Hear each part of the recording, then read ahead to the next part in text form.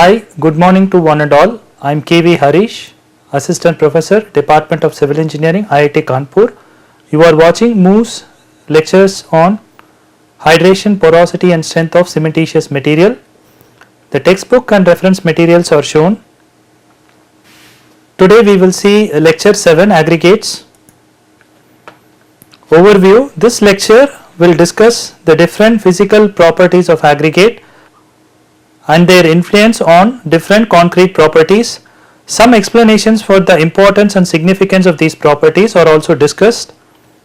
So, the topic primarily is physical properties of aggregate part 2. In the last lecture we have seen shape and surface texture and its importance, and in this part we will see size, gradation or size distribution, fineness modulus, bulk density, density and specific gravity, water absorption and moisture content, and the importance of all these physical properties.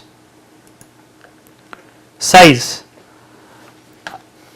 Aggregates are classified based on size as follows: fine aggregates, size ranging from 4.75 mm to 150 micron; coarse aggregates, size ranging from 4.75 mm to 37.5 mm; boulders, size greater than 37.5 mm, and remember that boulders are used only for special construction. So, largely we have only two categories: fine aggregates and coarse aggregates. Many often we use two aggregate sizes which are mentioned in Indian standard specifications. They are maximum aggregate size and nominal maximum aggregate size. Maximum size, in this lecture denoted as MS of aggregate, is defined as the smallest sieve opening size through which all aggregates pass. Nominal maximum size, in this lecture denoted as NMS, is defined as the sieve opening size immediately smaller than the smallest through which all aggregates must pass. Essentially, nominal maximum size of aggregate is usually one size below the maximum size. Nominal maximum size can retain approximately 0 to 15% of material. As per IS 456, the nominal maximum size of aggregate should not exceed 1/4 of the minimum thickness of the member. So, importance of aggregate size. The use of larger maximum size lowers the volume of voids, thereby leading to lesser paste requirements. We need lesser paste requirements primarily from an economic standpoint. So, in the slide you see two figures, case 1 where VV is small, case 2 where VV is large, and in the first figure you can see that you have coarse aggregates and fine aggregates.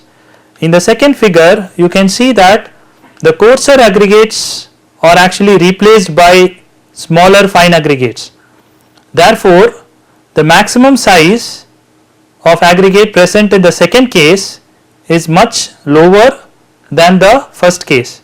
So, this will result in larger volume of voids, and if the volume of voids is larger, then the mixture will be uneconomical, and hence larger maximum size of aggregate is usually preferred. The second one is aggregate gradation. The aggregate gradation can be understood from the gradation curve, and the gradation curve is shown in the figure. In the x axis you take the sieve size or the aggregate size. In the y axis you take percentage finer or cumulative percentage passing, and what you see is that in the right side you have a coefficient called Cu, which indicates coefficient of uniformity, which is equal to d60 by d10, and you have another coefficient called coefficient of curvature, which is d30 squared divided by d10 into d60. Now, what is d10, d60 and d30? D10, D30 and D60 are the sizes corresponding to 10%, 30% and 60% finer respectively.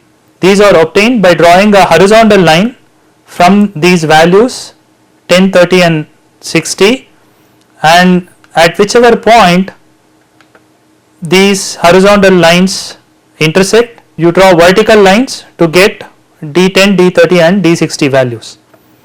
So you need these values to approximately indicate whether a particular gradation is coarser or finer. Now, how do you get this gradation curve? The gradation curve is done by using a test called Sieve analysis. So an example of Sieve analysis is shown, wherein different sizes for coarse aggregate and different sizes for fine aggregate sieves are chosen. So as you can see, for coarse aggregate, the sieve size ranges from 75 mm to about 2.36 mm.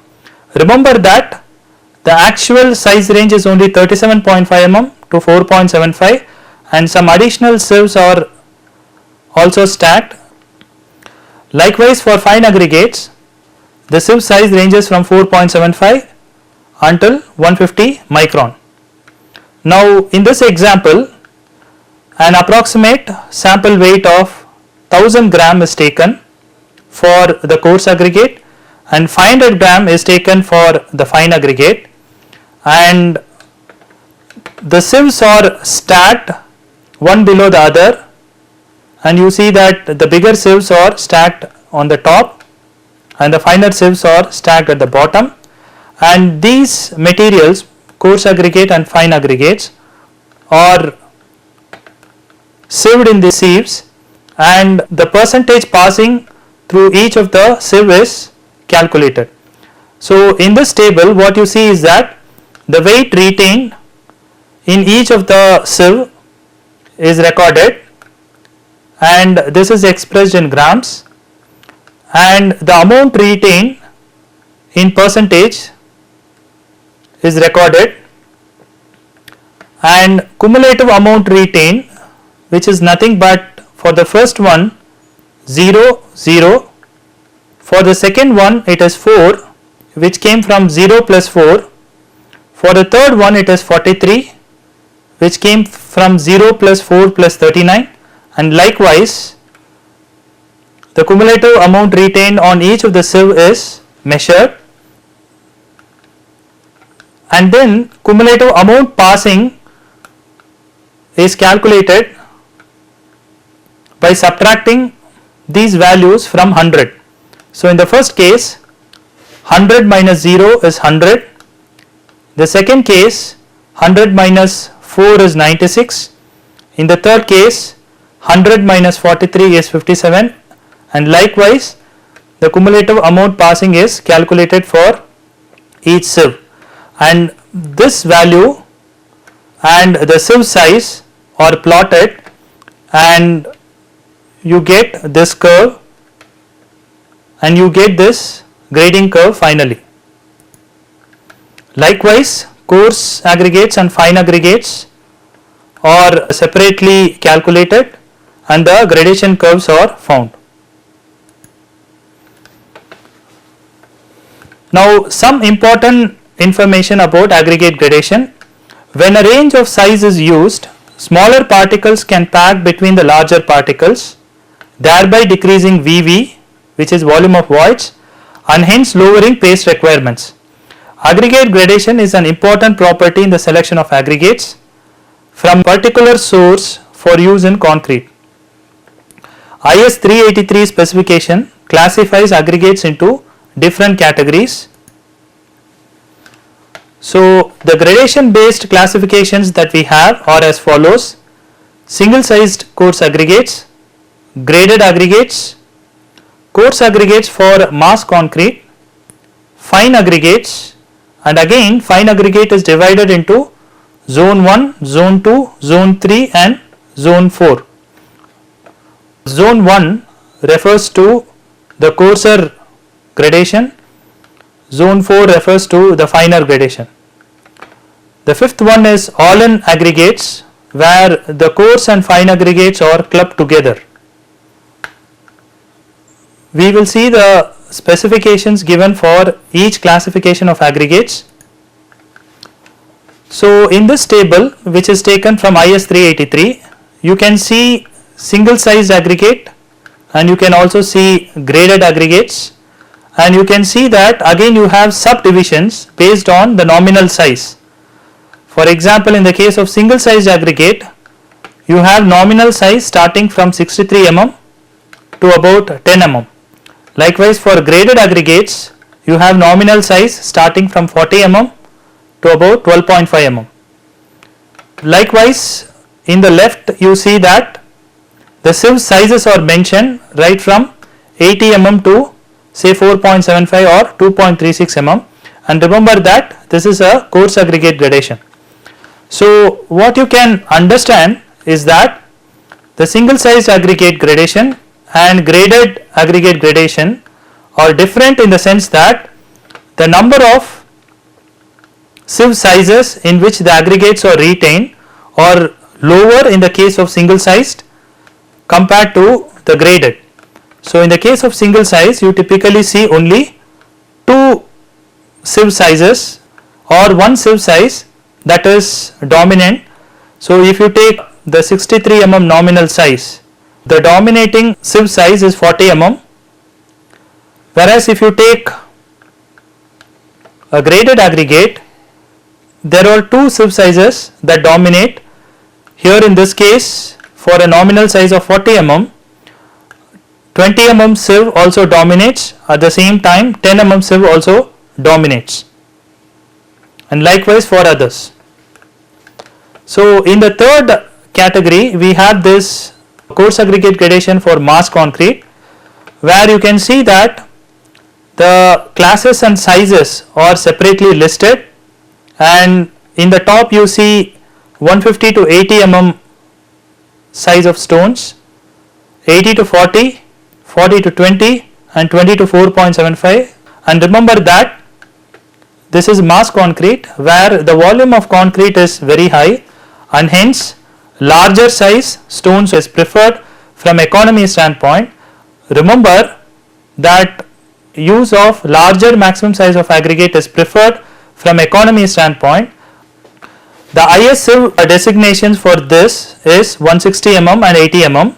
Likewise, for 80 to 40 it is 80 and 40, 40 to 20 it is 40 and 20, 20 to 4.75 it is 20, 4.75 and 2.36. The percentage passing are provided in this column. This will give some approximate idea about what is the maximum size and gradations that are used for mass concrete applications.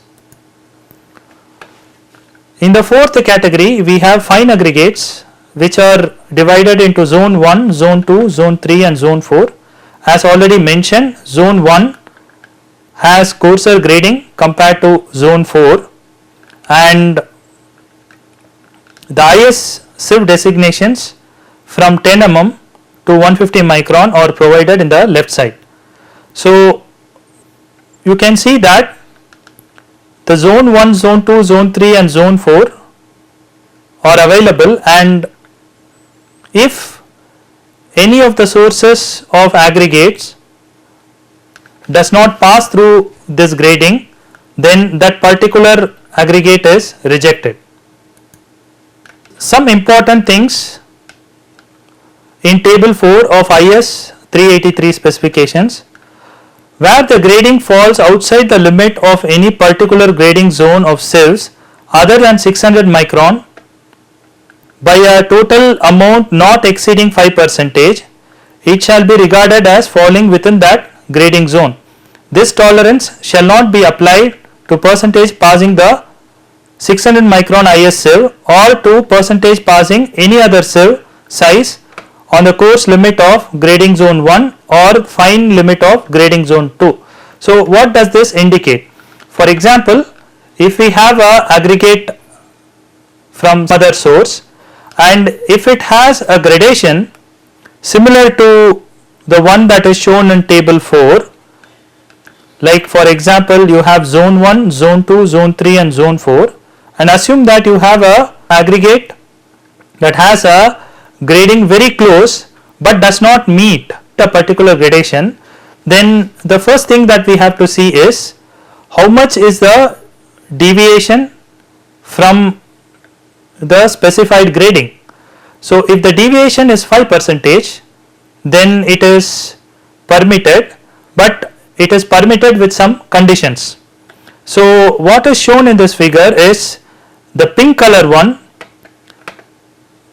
where the 600 micron is highlighted, and also some grading above the 600 micron for zone 1 and some grading below the 600 micron for zone 4. The tolerance limit of 5% is accepted for all the other grading except these gradings, which means if you have an aggregate which has a gradation where the 600 micron passing is say 14%, and here the limit given is 15 to 34. So in that case that aggregate has to be rejected, even though the value 14 is very close to 15.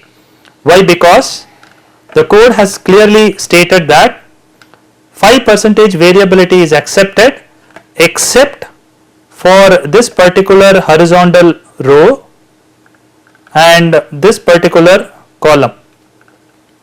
So for all other things the variability of 5% is accepted. That is the meaning of this slide. In addition to these, there are also different notes that are given. So I am just allowing you to go through these notes, which are pretty much self-explanatory.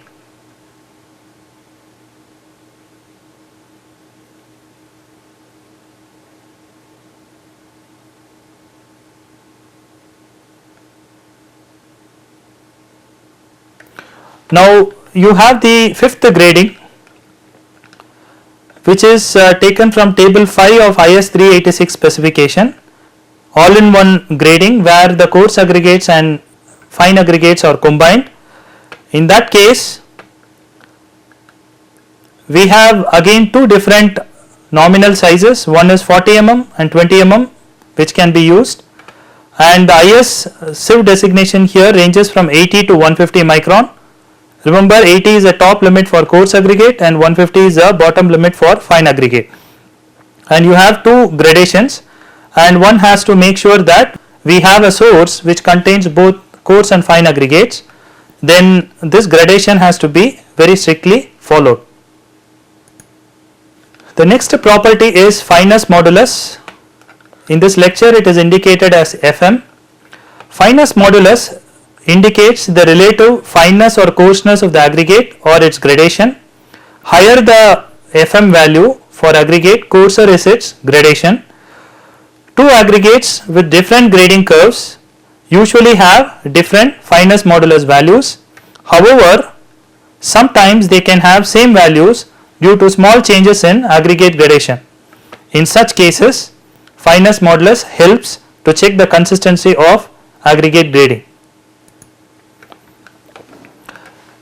Fineness modulus of aggregates is determined by performing a sieve analysis test, with the exception that 12.5 mm sieve is omitted. Fineness modulus of aggregates is calculated by using the following formula. Fineness modulus equal to summation of cumulative percentage retained on specified sieves divided by 100, and the specified word is very important because only certain sieves are specified. So here you find the list of specified sieves which ranges from 150 microns or 0.15 mm to about 37.5 mm, but remember that this is only until coarse aggregate maximum size. It can also, if you have particle sizes greater than 37.5, then you have to include the sieves larger than that also, and when I say larger, it should be in the size ratio of 2:1. An example for the calculation of fineness modulus is shown. As you can see that in this example we are taking 1000 grams of coarse aggregate and 500 grams of fine aggregate separately. So coarse aggregate sieves we have from 75 mm to 2.36 mm, fine aggregate we have from 4.75 mm to 150 micron, and the weight retained is calculated by using the sieve analysis, and then you calculate the amount retained by having this as 100%, and then you determine the cumulative amount retained in percentage. So here 0, directly 0 comes from here, 0 plus 4 you get 4, 0 plus 4 plus 39 you get 43, 0 plus 4 plus 39 plus 35 you get 78, and so on. You calculate the cumulative amount retained for each of the sieve, and in this example it is calculated until 2.36 and the summation comes to 319, but remember that we should also use the cumulative amount retained in all other sieves until 150 micron. So here in this example they have added only until 2.36, so we have to also include 1.18, 600 micron, 300 micron and 150, and it is obvious that in all these the cumulative retained is 100, and hence 100 into 4 is 400. So the summation comes to 400 plus 319, which is 719. Remember that in sieve analysis for plotting the grading curve we use cumulative amount passing, and in the case of fineness modulus we use cumulative amount retained. The same procedure is followed for fine aggregates also, and here you find that the cumulative amount retained are calculated, and all other sieves that are larger than 4.75 the cumulative amount retained is 0, and hence it can be omitted in that particular case alone. So the summation here comes to 259, and as per the formula for fineness modulus, 719 divided by 100, which is 7.19, will be the fineness modulus for coarse aggregate, and 259 divided by 100 is 2.59, which will be the fineness modulus for fine aggregate. So from the values of fineness modulus one can find out whether a particular aggregate is fine aggregate or coarse aggregate. For fine aggregate, fineness modulus value is usually in the range of 2.3 to 3.2. For coarse aggregate, the fineness modulus value is in the range of 4 to 10. The next property is bulk density of aggregate. Bulk density of aggregate is different from its mass density or density.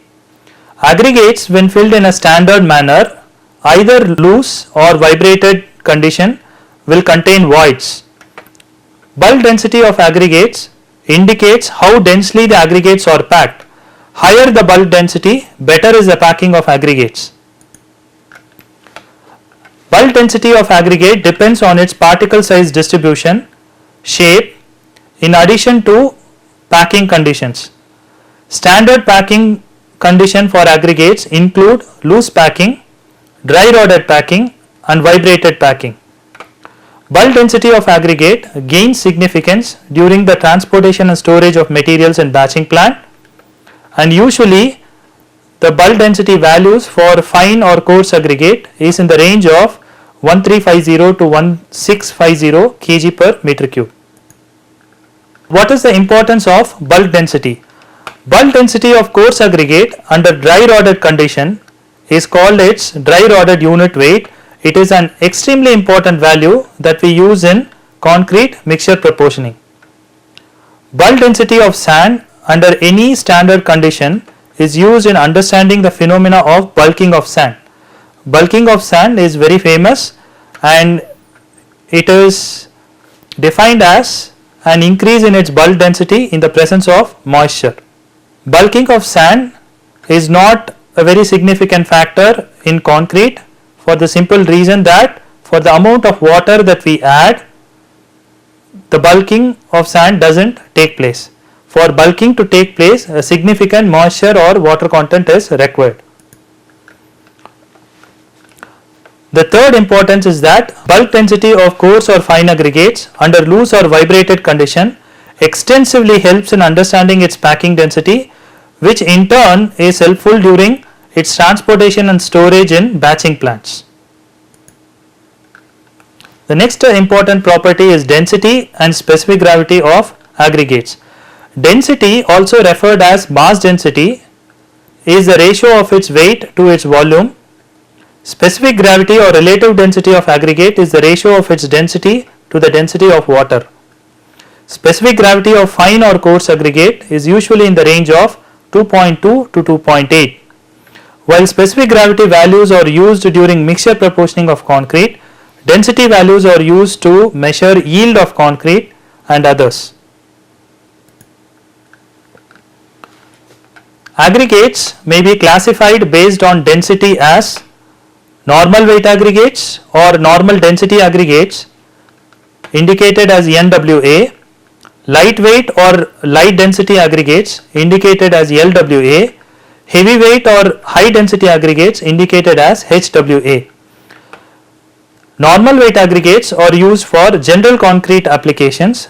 Lightweight aggregates are used for partition walls and other unconventional structural purposes, which help in reducing dead loads substantially, thereby resulting in economical sections. Heavyweight aggregates are used in nuclear shield concrete walls, where higher material density can offer lower natural frequency to the overall structure. IS 456 specification allows the use of normal weight aggregates, lightweight aggregates and heavyweight aggregates in concrete. The density based classifications for concrete are as follows. Normal concrete density ranges from 2350 to 2450 kg per meter cube. For lightweight concrete, density varies from 1300 to 1800. Heavyweight concrete density ranges from 3200 to 4800 kg per meter cube. The next important property is water absorption and moisture content of aggregate. Since fine and coarse aggregates available in stockpiles are exposed to atmosphere outside, they may contain water within themselves or on their surfaces or both. So the amount of water that is present on their outer surface is called as moisture content. The amount of water that is absorbed within the oven dried aggregates is called as water absorption. The amount of water absorbed within the air dried aggregate is called as effective absorption. There are four conditions that are possible. One is oven dry condition, the other one is air dried condition, the other one is saturated surface dry condition, the other one is wet condition. Oven dried aggregates are usually not possible in the open atmosphere, as there will be always some amount of moisture. Water absorption capacity is defined as the weight of the surface dried aggregate and oven dried aggregate. The surface moisture is defined as weight of the wet aggregate and the saturated surface dry aggregate, and effective absorption is defined as the percentage weight of the surface dry aggregate and the air dried aggregates. So how are these water absorption and moisture content values important for mixture proportioning? If oven or air dried aggregates are used, they will suck some water from the free water used in mixture, thereby decreasing its free water cement ratio. If wet aggregates are used, excess water present in their surfaces is released to the mixture, thereby increasing its free water or water to cement ratio. Hence, it is important to determine both water absorption and moisture content and suitably account for in the mixture. The standard codes of practice suggest to do the following for different aggregates. If you have an oven dried aggregate, then add additional water that is equal to their water absorption to the free water in the mixture.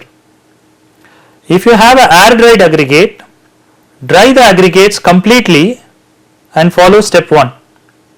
In the case of saturated surface dry aggregates, no additional water to the free water in the mixture is required. For wet aggregates, subtract water equal to their moisture content from the free water in the mixture.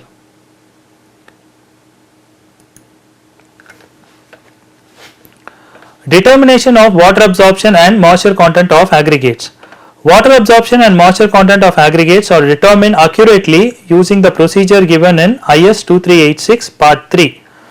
In the absence of any data, approximate values for water absorption and moisture content can be taken as follows. Water absorption for coarse aggregate can be taken in the range of 0.5% to 1%.